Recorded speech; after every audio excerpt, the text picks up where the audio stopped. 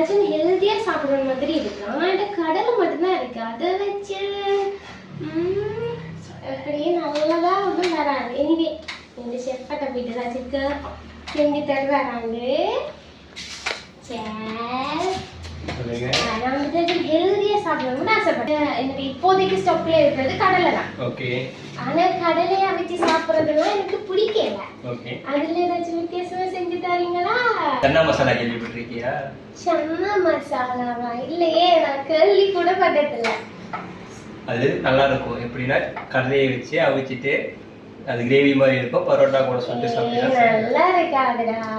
Try பண்ணி நான் செஞ்சு தரேன். அப்படியா? சரி, ஓகே. சன்னா மசாலாவுக்கு ஃபஸ்ட்டு 1 கப்பு சன்னாவை ஓவர் நைட் சோக் பண்ணதை தண்ணிக்குள்ளே குக்கரில் போட்டு அவிக்க வைப்போம். ஃபஸ்ட்டு அதுக்கு தேவையான உப்பு இது கூடயே போட்டுக்குவோம். சரியா? குக்கரை வச்சுட்டு ஒரு 4-5 விசில் வரைக்கும் வெயிட் பண்ணுவோம். ஒரு 4-5 விசில் வந்துச்சுன்னா சன்னா வெந்துடும்.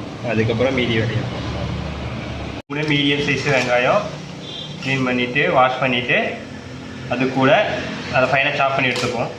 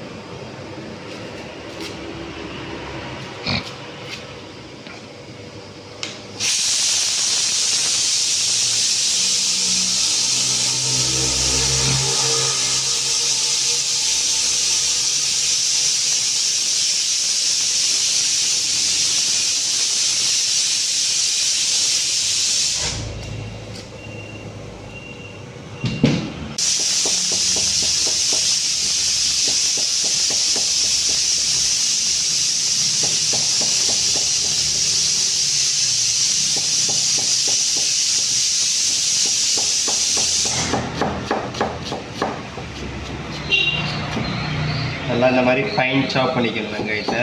சரியா? அப்போ தான் கிரேவி மாதிரி நல்லா கிரேவி ஸ்ட்ரக்சருக்கு வரும். லைன் போட்டுக்கிட்டு திருப்பி அதேமாரி சேம் வச்சுட்டேன்னா அதேமாரி கிராஸ் சாப் நல்லா ஃபைனாக இந்த மாதிரி லைன் போட்டுக்கணும். அதை போட்டுக்கிட்டு நல்லா ஃபைன் சாப் லைக் ரொம்ப சின்னதாக கட் பண்ணிக்கணும் வெங்காயத்தை.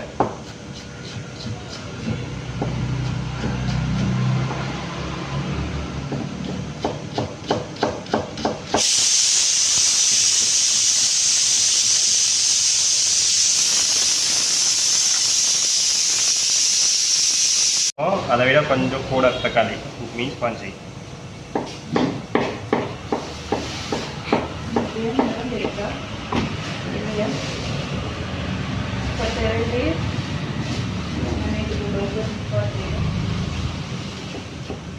இந்த மாதிரி ஃபைனாக கட் பண்ணிக்கணும். தக்காளியும் ஃபைனாகவும் கட் பண்ணலாம், இல்லைனா நீங்கள் மிக்சியில் பேஸ்ட் பண்ணியும் போட்டுக்கலாம். அது உங்கள் விருப்பம். நான் கட் பண்ணி போடுவேன்.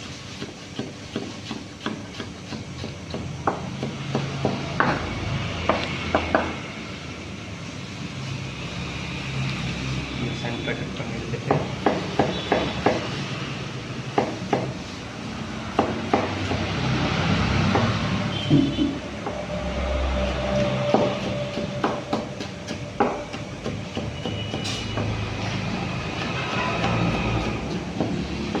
இப்போ அது கூடயே ஒரு 5 பச்சை மிளகாய் அதையும் குட்டி குட்டியாக கட் பண்ணிக்கணும். ஓகே, இந்த மாதிரி ஃபைனாக கட் பண்ணி எடுத்துக்க வேண்டியதுதான்.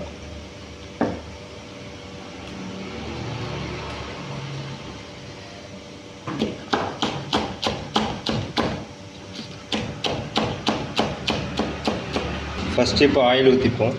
சன்ஃப்ளவர் ஆயில் ஒரு 100 ml கிட்ட.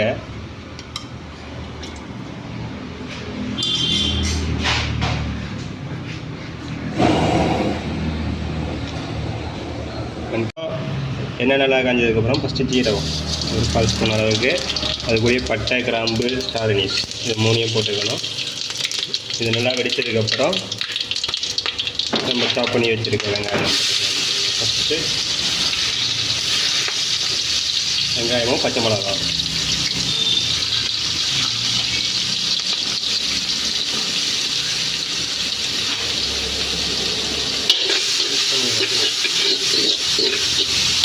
இப்போ வெங்காயம் நல்லா ஓரளவுக்கு வதங்கி வருது. இன்னும் ஓரளவுக்கு லைட்டு கோல்டன் ப்ரௌன் வந்ததுக்கப்புறம் அடுத்த ஐட்டத்தை போடுவோம். கோல்டன் ப்ரௌன் வந்ததுக்கப்புறம் இஞ்சி பூண்டு பேஸ்ட்டு போடணும். நம்ம ஃபஸ்ட்டு இஞ்சி பூண்டு பேஸ்ட்டு ஒரு 1/4 ஸ்பூன் அளவு, 1 ஸ்பூன் அளவுக்கு மஞ்சள். இஞ்சி பூண்டு பேஸ்ட்டும் நல்லா வதங்கி வந்துடுச்சு. இப்போ தக்காளி ஆட் பண்ணுவோம். அது கூட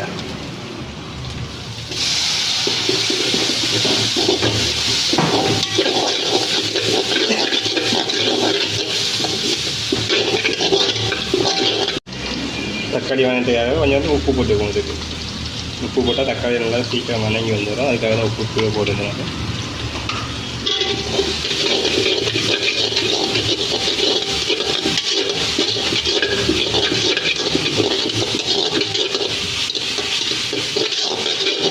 நல்லா வதங்கி வரும்.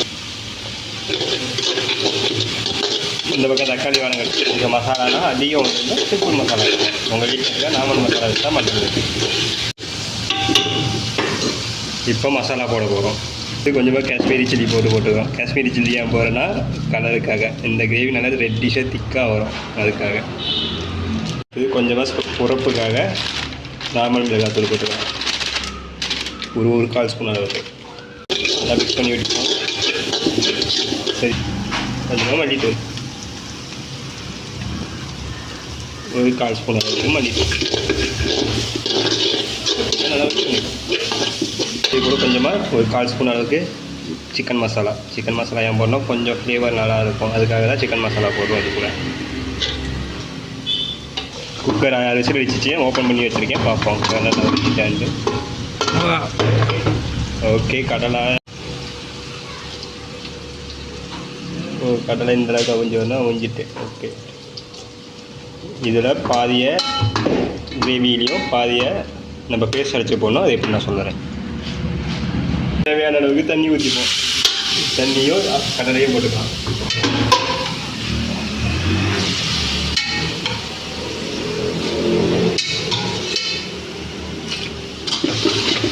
ஆக்சுவலாக இதில் பாதி கடலை தான் போடுறோம். மீதி கடலையே நம்ம பேஸ்ட் பண்ணி ஊற்றுவோம்.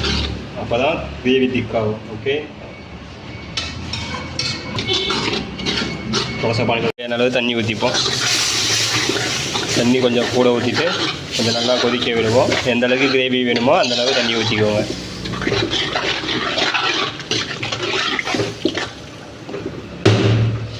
நல்லா கொதிக்க விடணும்.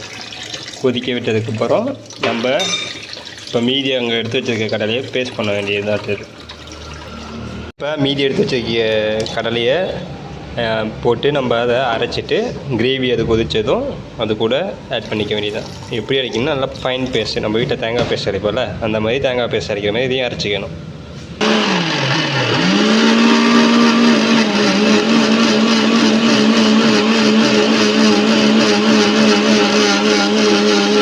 இந்த அளவுக்கு நல்லா ஸ்மூத் பேஸ்ட்டாக அரைச்சிக்கணும். இப்போ அதை நம்ம போயிட்டு கிரேவியில் ஆட் பண்ணிவிட்டு அதுக்கப்புறம் கொதிக்க விடுவோம். வாங்குவோம். இந்த அரைச்ச பேஸ்ட்டை இது கூட ஆட் பண்ணுவோம். இதையே நம்ம அரைச்சி போடுறோன்னா அப்போ தான் கிரேவி நல்லா திக்காகும். திக்காக நல்லா எப்படி சொல்கிறது, அப்போ தான் போரிங் கன்சிஸ்டன்சி வரும்.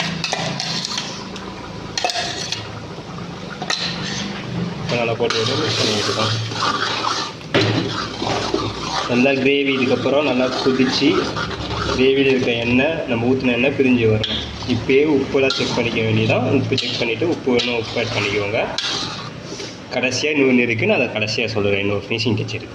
ஒரு 1/4 ஸ்பூன் அளவுக்கு கரம் மசாலா போட்டுக்கலாம். அது கூட கரம் மசாலா கடைசியில் தான் போடணும். அப்போ தான் ஃப்ளேவர் நல்லா எடுத்து கொடுப்போம். இது கூட வேணுன்னா பட்டர் இருந்தால் பட்டர் ஆட் பண்ணிக்கோங்க. உங்கள் விருப்பம். பட்டரை ஆட் பண்ணால் கீ ஆட் பண்ணிக்கலாம். எங்கள் இப்போ கீ தான் இருக்கேன், கீ ஆட் பண்ண போகிறேன். கொஞ்சமாக கீ ஃப்ளேவருக்காக சக்கத்தாக இருக்கும். எதுத்தையுமே பார்த்தா இப்போ ஃபினிஷிங் டச்சாக கொஞ்சமாக கஸ்தூரி மெத்தி. இது ஆப்ஷனல் தான், இருந்தால் போடுங்க, இல்லைன்னா போடாதீங்க. கஸ்தூரி மெத்தினா வேறு ஒன்றும் இல்லை, வெந்தயக்கீரை காய வச்சு கறியில் சூர் மார்க்கெட்டில் கேட்டீங்கனாலே இருக்கும். அவ்வளோதான், ஆல்மோஸ்ட் ரெடி ஆகிடுச்சு. கஸ்தூரி மெத்தி போட்டதுக்கப்புறம் ரொம்ப நேரம்லாம் கொதிக்க விடக்கூடாது. கொஞ்சம் நேரம் கொதிக்க விட்டுட்டா அவ்வளோதான் முடிஞ்சுது. அவ்வளோதான் நம்ம எடுப்போம். ஒரு சன்னா மசாலா ரெடி ஆயிடுச்சு. அவ்வளோதான், நம்ம இப்போ மாற்றிப்போம் பவுலில்.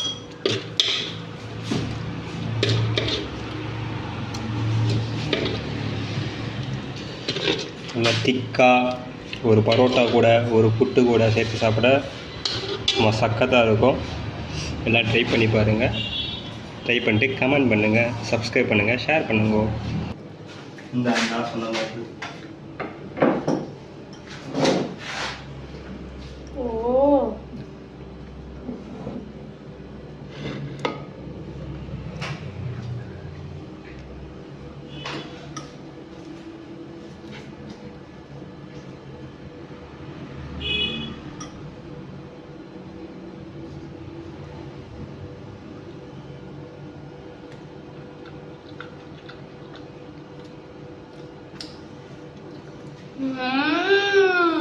சிக்கன் மாதிரி இருக்குடா. சிக்கன் மாதிரி தான் இருக்கும்.